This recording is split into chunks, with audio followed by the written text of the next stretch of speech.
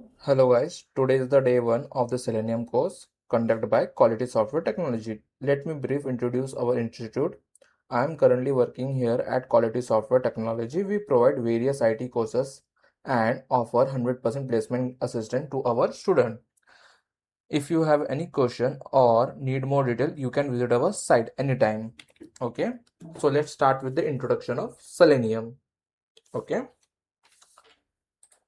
So, what is a selenium? First of all, we should know that कि selenium क्या है. Okay, तो selenium is an open source suite of tool and framework used to automate web browser for testing and web scraping. Okay, तो selenium जो है ना, एक basically open source suit of tool है और एक फ्रेमवर्क है जिसका यूज करके हम लोग क्या कर सकते हैं, हम अपने वेबसाइट्स को ऑटोमेट कर सकते हैं. ओके, अब सेलेनियम प्राइमरली हम लोग यूज करते हैं फॉर टेस्टिंग के लिए web application across different browsers. Okay, तो सेलेनियम को प्राइमरली हम लोग किस लिए यूज करते हैं? टेस्टिंग पर्पसेस के लिए. अब टेस्टिंग पर्पसेस के लिए जो वेब एप्लीकेशंस होते हैं उनको हमें टेस्ट करना पड़ता है on different different basically browsers पे. जैसे कि अगर मेरा एक एप्लीकेशन है तो जो मेरा एप्लीकेशन है वो मेरे डिफरेंट ब्राउजर से कंपैटिबल है कि नहीं, जैसे कि क्रोम के साथ, फायरफॉक्स के साथ, एड्स के साथ. तो हम लोग क्या करते हैं, वो चीज़ों को यहाँ पे चेक करते हैं बाय यूजिंग सेलेनियम. ओके, अब ये चीज़ें मैन्युअली कर तो सकते हैं बट मैन्युअली ये सब टाइम कंज्यूमिंग होता है. Because of that we are using selenium here. Okay, selenium basically multiple languages को भी सपोर्ट करता है. मतलब बेसिकली सेलेनियम जो है वो डिफरेंट डिफरेंट लैंग्वेजेस के साथ हम यहाँ पे बाइंड कर सकते हैं. जैसे कि पाइथन के साथ, जावा के साथ, जावा स्क्रिप्ट के साथ, रूबी के साथ, डॉट नेट के साथ and C sharp and many more languages. Okay, basically जो सेलेनियम है वो खुद से किसी मतलब बिना, वो एक लैंग्वेज नहीं है. पहली बात तो सेलेनियम जो है वो एक तरीके का लैंग्वेज नहीं है. That is a set of libraries जिसका यूज हम लोग बेसिकली किसी पर्टिकुलर लैंग्वेजेस के साथ कर सकते हैं. जैसे कि अभी हम जो सीखने वाले हैं वो जावा के साथ है. ओके, चलो अब हम देखते हैं कि सेलेनियम को ही क्यों यूज किया जाता है. देखो, सेलेनियम जो है वो आपके basically automated repetitive web task and testing के लिए यूज किया जाता है. ओके, तो यहाँ पे रिपीटेटिव टास्क मतलब क्या? देखो, मैन्युअली अगर आप बेसिकली लॉग इन टेस्ट कर रहे हो, वेरीफाई कर रहे हो एग्जाम्पल के लिए, तो आपने एक बार मैन्युअली टेस्ट कर लिया, ठीक है. डेवलपर ने लॉगिन पेज में कुछ भी चेंज किया, you need to again test that whole application. मतलब फिर से लॉगिन वाले पार्ट को पूरा चेक करो. देन फिर से कोई नया बेसिकली आप बोल सकते हो फीचर इंट्रोड्यूस किया गया तो फिर से आपको पूरा एप्लीकेशन टेस्ट करना पड़ सकता है. समझ लो आपको सिर्फ लॉगिन वाला ही पार्ट को टेस्ट करना है. तो यहाँ पे ये जो रिपीटेटिव टास्क है ये करने में ना, मैनुअल में हम लोग को टाइम बहुत ज़्यादा कंज्यूम होता है. एक तो रिसोर्सेज बहुत ज़्यादा टाइम कंज्यूम होता है, प्लस यहाँ पे रिसोर्सेज बहुत ज़्यादा वेस्ट हो जाते हैं. तो यहाँ पे जो पर्सन बेसिकली जिसने सेलेनियम को क्रिएट किया था उसका भी वही थिंकिंग था कि अगर कोई चीज़ मैं बार बार रिपीटेटिवली कर रहा हूँ, why not create a script which can do that task automatically. Okay, तो वही से बेसिकली सेलेनियम का यहाँ पे बर्थ भी हुआ है और वही बेसिकली सेलेनियम का मेन वर्क भी है कि भाई कोई भी चीज़ अगर रिपीटेटिवली मैं कर रहा हूँ, ओके, तो उस चीज़ों को क्यों ना मैं स्क्रिप्ट के फॉर्म में लिखूँ जिससे कि मैं वो टेस्टिंग को परफॉर्म कर सकूँ. ओके, अब यहाँ पे simulate real user interaction on website. तो सेलेनियम बेसिकली जो भी यूजर करता है ना, क्लिक, डेटा एंटर, वो सब क्या कर सकते हैं यहाँ पे, ये सिमुलेट भी कर सकते हैं. सिमुलेट मतलब वो बेसिकली फेक तरीके का वेबसाइट पे जाके परफॉर्म कर सकता है. फेक मतलब कि लाइक एक्चुअल यूजर नहीं, बट जो आपका मशीन है वो ह्यूमन के एक्शंस को क्या कर सकता है, जनरेट कर सकता है. ओके, फिर ये सपोर्ट करता है all major browsers like Chrome, Firefox, Edge, Safari. Okay, इन सबको ये सपोर्ट करता है. फिर इसके बाद आपके साथ यहाँ पे क्रॉस ब्राउजर कंपैटिबिलिटी टेस्टिंग भी आप कर सकते हो जो सेलेनियम के साथ पॉसिबल है बाय यूजिंग वेब ड्राइवर. तो यहाँ पे क्रॉस ब्राउजिंग कंपैटिबिलिटी जो है वो basically web driver and TestNG के साथ आप ज्वाइन करके कर सकते हो या फिर सिर्फ वेब ड्राइवर के साथ भी कर सकते हो अपने स्क्रिप्ट में. बेसिकली एक एप्लीकेशन है उसको ये आप क्या कर रहे हो, डिफरेंट डिफरेंट ब्राउजर्स के साथ चेक करके देख रहे हो कि बेसिकली वो एप्लीकेशन जो है वो डिफरेंट डिफरेंट ब्राउजर्स के साथ परफेक्टली वर्क कर रहा है या फिर नहीं कर रहा है. ओके, टेस्टिंग के इंपॉर्टेंस क्या है अभी चलो हम ये देखते हैं. तो यहाँ पे सबसे फर्स्ट पॉइंट क्या बताया कि मैनुअल टेस्ट जो सेलेनियम के इम्पोर्टेंस है अभी हम वो देख रहे हैं, तो उसमें सबसे पहला पॉइंट ही वही है कि manual testing can be time consuming and prone to human error. यहाँ पे बेसिकली मैनुअल टेस्टिंग में क्या हो सकता है, ये एक तो टाइम कंज्यूमिंग होता है, सेकेंड चीज यहाँ पे क्या होता है कि ह्यूमन जो है वो मिस्टेक कर सकता है। जैसे कि अगर आप कोई लॉग इन कर रहे हो किसी वेबसाइट पे, तो बहुत बार क्या होता है आप पासवर्ड गलत लिख ले रहे हो ना। अब वैसे ही टेस्टर भी क्या करता है, कभी कभार कोई टेस्टिंग कर रहा है तो उससे कोई गलती हो सकती है, क्योंकि ये ह्यूमन है, human can do some mistakes. But वहीं पे ऑटोमेशन जो टेस्टर होगा वो बेसिकली ये सब चीजें नहीं मतलब एरर नहीं जनरेट करता है, क्योंकि यहाँ पे ह्यूमन का इंटरवेंशन नहीं होता है।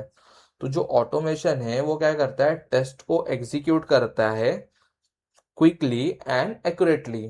क्यों? क्योंकि ये मशीन परफॉर्म कर रहा है ना कि ह्यूमन। ओके।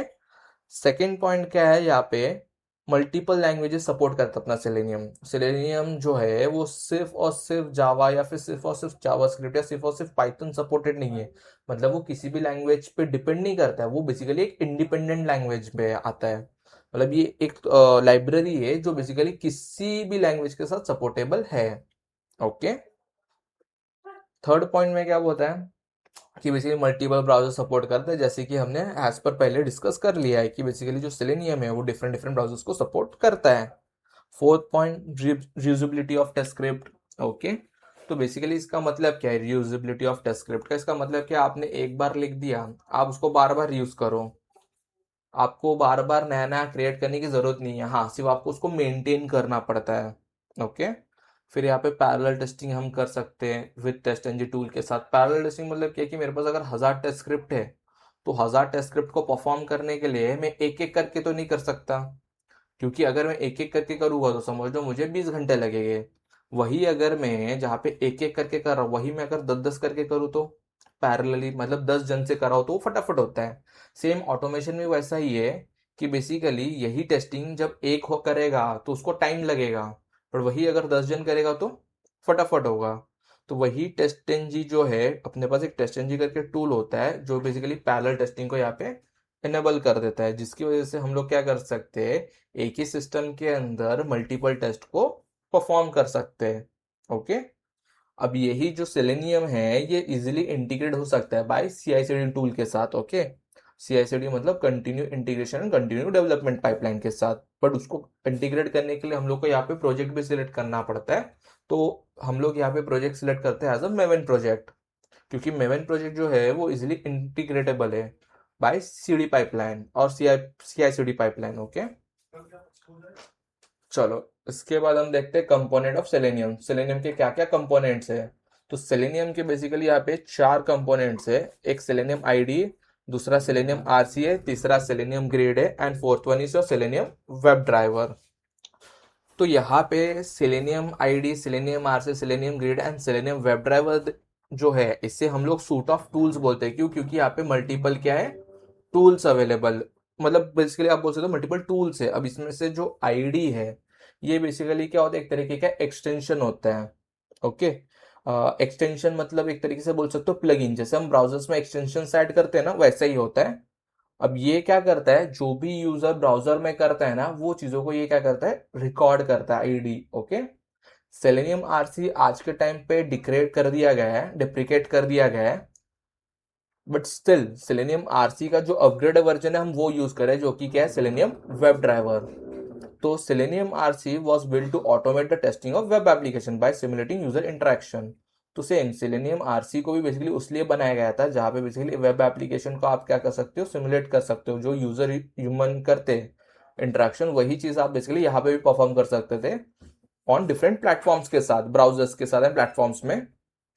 बट इसको फिर डेप्रिकेट क्यों कर दिया गया, क्योंकि इसमें लिमिटेशंस थे। लिमिटेशंस क्या थे, पहला लिमिटेशन क्या था कि सेम ओरिजिन पॉलिसी का यहाँ पे एक लिमिटेशन था। मतलब बेसिकली वेबसाइट और जो आपका एप्लीकेशन है वो आपके सेम सिस्टम से ही होना चाहिए, ये एक बड़ा प्रॉब्लम था। दूसरा, इसकी वजह से जो स्पीड ऑफ एग्जीक्यूशन है वो स्लोअर हो जाता था। थर्ड चीज के परफॉर्मेंस बहुत वर्स्ट थे, एक्यूरेसी कम था, इसमें एक्शंस करके हम कुछ परफॉर्म नहीं कर पाते थे प्रिसाइसली, एक्शंस भी यूजर इंटरेक्शंस बड़े परफेक्ट नहीं होते थे। तो ये सारे लिमिटेशंस फेस करने पड़ते थे हमें आरसी के अंदर, जो कि आगे जाके वेब ड्राइवर में वो सॉल्व कर दिया गया है। ओके। इसके बाद जो थर्ड कंपोनेंट है that is nothing but our grid. Grid basically क्या है, एक तरीके का सर्वर है जिसे हम सिलेनियम सर्वर भी बोलते हैं। ये सर्वर क्या करता है, बेसिकली मल्टीपल सिस्टम्स को एक दूसरे से कनेक्टेड करते हैं, इंटरलिंक करते हैं। अब जो भी आप बेसिकली यहाँ पे मेन सिस्टम बोलते हैं, जिसे हम मेन सिस्टम को हम यहाँ पे हब बोलते हैं। तो hub is the one where all the code should be present. Hub वो है जहाँ पे मेरा सारा कोड प्रेजेंट होना कंपलसरी है। तो हब में जो भी आपका कोड है, अगर आप उसको रन करोगे तो परफॉर्म कहाँ पे होगा, वो परफॉर्म हब के अंदर नहीं होगा, मतलब मेन सिस्टम के अंदर नहीं होगा। जो भी मेन सिस्टम से कनेक्टेड सिस्टम्स थे ना, उनको हम लोग वहाँ पे नोड बोलते हैं, और उन सिस्टम्स में क्या होगा, ये चीजें परफॉर्म किया जाएगा। ओके। उसके बाद आता है आपका selenium web driver. Selenium web driver, जो वेब ड्राइवर है that is nothing but your enhance version of RC. Okay, जो आरसी के लिमिटेशंस थे वही चीजों को यहाँ पे फिक्स कर दिया गया था इन सेलेनियम वेब ड्राइवर में। ओके। और वही बेसिकली पहले तीन कंपोनेंट थे, एक selenium ID, selenium RC and selenium grid. आगे जाके जब वेब ड्राइवर लॉन्च हो गया तो वेब ड्राइवर और आरसी जो है मर्ज हो गए, और मर्ज होने के बाद अपने पास तब बचा अपने पास सेलेनियम 2.0 बना, और तब हमारे पास फिर से तीन कंपोनेंट हो गया, आईडी, वेब ड्राइवर और ग्रिड। आरसी स्टिल तभी भी एज अ सिंगल मतलब इंडिविजुअल कंपोनेंट मिलता था, बट आफ्टर 4.0 जैसे लॉन्च हो उसके बाद आपको आरसी मिलना इन्होंने बंद कर दिया, सेपरेटली आरसी प्रोवाइड करना बंद कर दिया। इसके भी कुछ रीजंस थे। आरसी में ना कंटिन्यू अपग्रेडेशंस नहीं आते थे, मतलब बेसिकली अपडेट्स नहीं आते थे। बिकॉज ऑफ दैट यहाँ पे हार्डवेयर और सॉफ्टवेयर की बहुत सारी आप बोल सकते हो कंपेटिबिलिटी इश्यूज आना स्टार्ट हो गए थे। दैट्स वाई ऑल्सो उन्होंने इसको डिप्रिकेट कर दिया। ओके।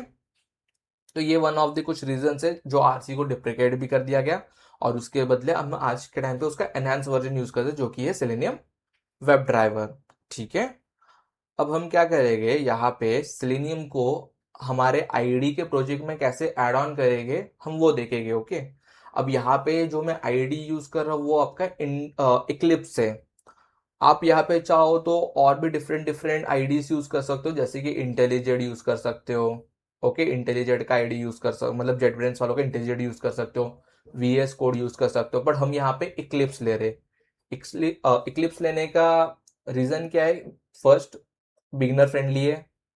सेकंड, इसमें बहुत सारे आप बोल सकते हो कि जो अननेसेसरी के प्लगइन्स है वो यहाँ पे मिस है, मतलब अननेसेसरी जो प्लगइन्स नहीं चाहिए वो यहाँ पे नहीं है। ओके। तो इसका मतलब क्या, जो रिक्वायर्ड है आप वो प्लगइन यहाँ पे ऐड ऑन करोगे, और आप यहाँ पे कर सकते हो।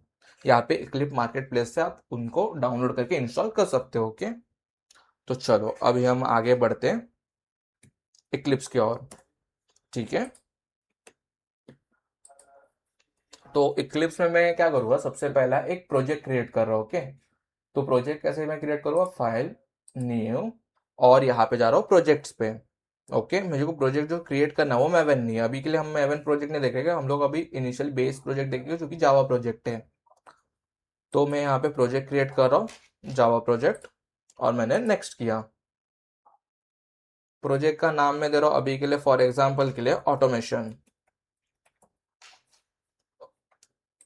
ओके, यहाँ पे मेरा प्रोजेक्ट क्रिएट हो गया। ओके चलो, फिनिश, नो। अब इस प्रोजेक्ट के अंदर फर्स्ट थिंग मैं क्रिएट करूंगा पैकेज। ओके। पैकेज अभी के लिए मैं नाम रख देता हूँ सेलेनियम, एंड पैकेज के अंदर मैं फर्स्ट क्लास क्रिएट कर रहा हूँ, जो कि सबसे पहला इनिशियल है वो है मेरा गेट मेथड्स।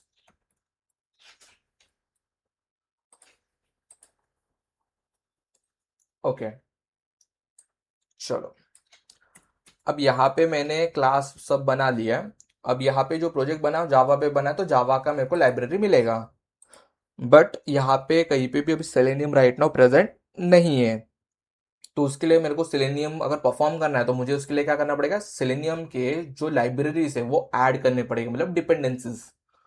तो उसको मैं कैसे ऐड करूंगा, ऑटोमेशन जो मेरा प्रोजेक्ट दिख रहा है उसको सिलेक्ट करके राइट क्लिक करूंगा। Okay, build path and configure the build path.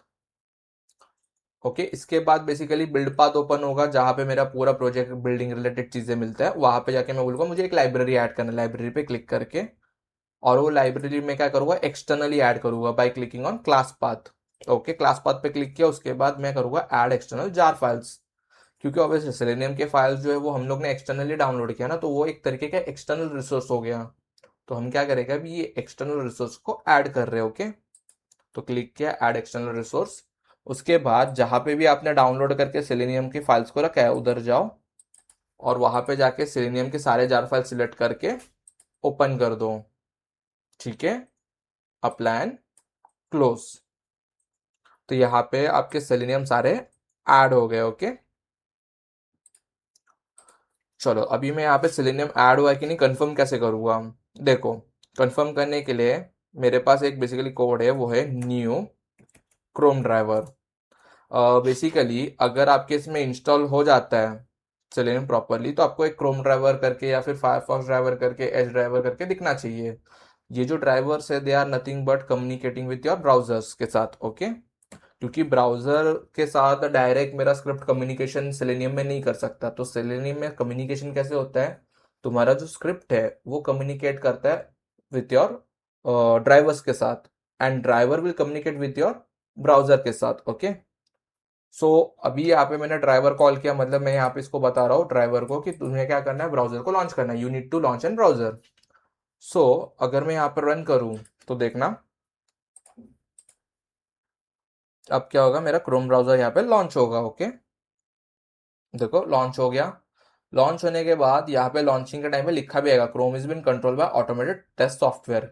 अब ये टेस्ट सॉफ्टवेयर कौन है, मेरा बेसिकली सेलेनियम। तो बेसिकली जो ड्राइवर है अभी वो क्या कर रहा है, मेरे रियल ब्राउजर को कंट्रोल कर रहा है। दैट्स वाई मेरे ब्राउजर पे लिख के आ रहा है कि जो मेरा ब्राउजर है वो क्या हो रहा है, कंट्रोल किया जा रहा है बाई मेरा एक टेस्ट सॉफ्टवेयर से, जो कि नन अदर मेरा सेलेनियम है, जिसको बेसिकली कमांड मेरा ड्राइवर को दे रहा है, और ड्राइवर मेरा क्या कर रहा है, कंट्रोल कर रहा है ब्राउजर को। ओके, तो चलो अब यहाँ पे देखो, मैं एज अ वेब ड्राइवर यहाँ पे डेटा टाइप क्रिएट कर रहा हूँ, और वेरिएबल को नाम रख रहा हूँ मैं फॉर एग्जांपल अभी के लिए डब्ल्यू, शॉर्ट फॉर्म में वेब ड्राइवर के लिए डब्ल्यू मैंने रख दिया। चलो अब गेट मेथड में अभी अगर आप देखोगे जब मैं रन कर रहा हूँ, ओके, तो जब मैं रन कर रहा हूँ तब क्या हो रहा है, ब्राउजर लॉन्च हो रहा है, पर ब्राउजर जो है वो किसी साइट पे नहीं जा रहा है, राइट। अब मुझे इसको क्या करना है, किसी साइट पे लेके जाना है। तो किसी साइट पे लेके जाने के लिए हमारे पास एक मेथड है called as a dot get method. Okay, ये जो गेट मेथड है ये क्या करता है, ये बेसिकली आपको किसी साइट पे नेविगेट करता है। ओके, इसका मेन फंक्शनलिटी क्या है, एक साइट पे आपको नेविगेट करना। तो W dot navigate, W dot यहाँ पे मैं कॉल करूँगा गेट। अब यहाँ पे मैं क्या देता हूँ, फॉर एग्जाम्पल साइट का यूआरएल, अभी मैं यहाँ पे साइट का यूआरएल देता हूँ W W W dot, like Google, Google नहीं फेसबुक दे देता हूँ, क्योंकि गूगल में कैप्चा आने के चांसेस होते हैं। ओके, और ऑटोमेशन में हम कैप्चा को हैंडल नहीं कर सकते। तो अभी मैंने यहाँ पे रन कर दिया, तो देखो फेसबुक का साइड यहाँ पे क्या हो रहा है, रिडायरेक्ट करके उसने ओपन किया। ओके, अभी मुझे समझो यहाँ पे गेट मेथड्स कर रहे हैं, तो जो भी गेट वाले रिलेटेड मेथड्स है हम लोग वो देख रहे हैं। ओके, तो सबसे पहला जो हमने देखा वो कौन सा देखा अभी, मेथड नेविगेशन का। दूसरा जो मेथड है वो है बेसिकली वेरिफिकेशन रिलेटेड। ओके, जिसमें आता है आपका बेसिकली टाइटल। ओके, तो यहाँ पे टाइटल क्या है, जैसे कि ये मेरा जो दिख रहा है, this is nothing but my title. Okay, ये मेरा क्या है, टाइटल है वेब पेज का। तो अभी मैं क्या करूंगा, ये टाइटल जो है यहाँ पे कैप्चर कर रहा हूँ। तो देखो डब्ल्यू डॉट गेट टाइटल, ये मेथड क्या करेगा, आपको कैप्चर करके डेटा देगा। ओके, तो मैं क्या कर रहा हूँ, ये जो कैप्चर्ड डेटा रहेगा ना, ये रहेगा इन फॉर्म ऑफ स्ट्रिंग। तो मैं यहाँ पे क्या कर रहा हूँ, एक बेसिकली डेटा टाइप बना रहा हूँ स्ट्रिंग टाइटल करके। उसके अंदर मैं क्या कर रहा हूँ, जो भी मेरा टाइटल डेटा कैप्चर होके आएगा वेबसाइट से, वो मैं इस टाइटल वाले में स्टोर कर रहा हूँ। अभी मेरे को वो टाइटल स्टोर हुआ है कि नहीं वेरीफाई करना होगा, तो मुझे अभी के लिए मैं क्या करता हूँ, उसको प्रिंट कर दे रहा हूँ। ओके, तो यहाँ पे मैंने टाइटल को प्रिंट कर दिया। अब मैं इसको रन किया तो देखो, तो यहाँ पे जो टाइटल है वो क्या दिख रहा है आपको, फेसबुक लॉगिन और साइन अप। अभी मैं क्लोज करके अगर मैं यहाँ पे चेक करूँ कंसोल पे, तो देखो क्या लिखा है, फेसबुक लॉगिन और साइन अप। ओके, चलो दूसरा वेरिफिकेशन करते हैं। अब दूसरा जो वेरिफिकेशन के लिए हम लोग के पास होता है वो होता है यूआरएल। ओके, तो मैं पे यूआरएल को प्रिंट करना चाहता हूँ तो मैं यहाँ पे चाहूँ तो यूआरएल डायरेक्ट भी प्रिंट कर सकता हूँ। अगर आपका वन टाइम यूज है तो आप डायरेक्ट यूज कर सकते हो, अदरवाइज वो मल्टीपल टाइम है तो वेरिएबल पे स्टोर करके फिर यूज करना that is more preferable than direct use. Okay, so अभी के लिए मैं वन टाइम कर रहा हूँ तो मैं डायरेक्ट यूज कर लेता हूँ। सिसो मेरे वेब ड्राइवर का जो सेशन आईडी है जो डब्ल्यू में स्टोर हो उसको मैं बोल रहा हूँ W dot gate current URL. Current URL मतलब क्या, जो सबसे पहला ओपन हुआ है ना उसका यूआरएल देगा, मतलब अभी वो यूआरएल मुझे कौन सा देगा, ये वाला पूरा देगा। तो लेट्स चेक, मैं इसको रन करता हूँ। ओके, ओपन हुआ, ठीक है, टाइटल भी उसने कैप्चर कर लिया, दूसरा उसने यूआरएल भी कैप्चर कर लिया, आप देखो। और मैंने उसको दोनों को प्रिंट करने बोला, देखो दोनों भी प्रिंट हो रहा है ना। ठीक है, इसके बाद जो तीसरा हम चीज वेरीफाई कर सकते हैं वो है basically page source. Page source मतलब क्या, कंप्लीट पेज सोर्स वेरिफिकेशन नहीं करते हम लोग यहाँ पे, पेज सोर्स के अंदर कोई स्पेसिफिक एलिमेंट है कि नहीं जो हमने लिखा है या फिर हम लिखे गए, तो वो चीज को वैलिडेशन करने के लिए हम लोग किसका यूज कर सकते हैं यहाँ पे, पेज सोर्स का कर सकते हैं। पेज सोर्स मतलब आपके वेबसाइट का जो पेज है उसका सोर्स कोड जिसके अंदर HTML CSS एंड जावास्क्रिप्ट होगा। ओके, एग्जाम्पल के तौर पे अगर मैं यहाँ पे ओपन करके दिखाऊं, जैसे कि मैं यहाँ पे ओपन कर रहा हूँ www.facebook.com, तो ये जो आपको दिखता है यहाँ पे code, this is nothing but your source code, इसी को हम लोग क्या बोलते हैं, सोर्स कोड बोलते हैं। ओके, जो आपको फ्रंट एंड में पूरा दिखता है, यहाँ पे सोर्स कोड मतलब फ्रंट एंड की कोड्स। ओके, ये कभी भी आपको बैक एंड का नहीं देगा वेबसाइट में, बैक एंड कोड आपके सर्वर लेवल पे होता है।